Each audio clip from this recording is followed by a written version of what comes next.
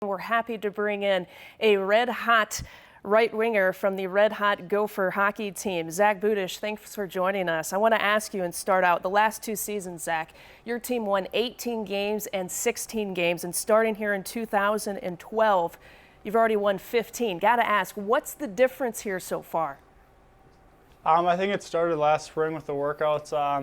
Last year ended a little bit earlier than we would have liked. We had a good run to end the regular season, and then I got upset in the playoffs. So it started in the spring and summer, and I think we came in good shape. And just got out of the roll in early October and November, and just kind of kept it going through break so far. A big matchup with Notre Dame on Saturday. You can see that here on the Big Ten Network. And I got to ask, it's a matchup of two top 5 teams. In your mind, what does Minnesota have to do to win this one?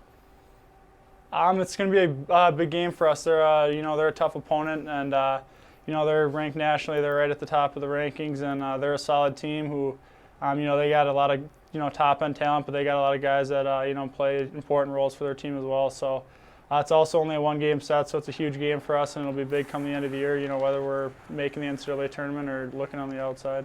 Nick Bugstad and Kyle Rowe, you get those guys back after playing in the World Junior Championships. I know Notre Dame gets some guys back too. What do those guys, though, add to your team going into this matchup? Kyle and Nick play huge roles on our team. They play on the top line. They play in the power play. They play penalty kill. They pretty much do everything for us. So it'll be nice to have those two back.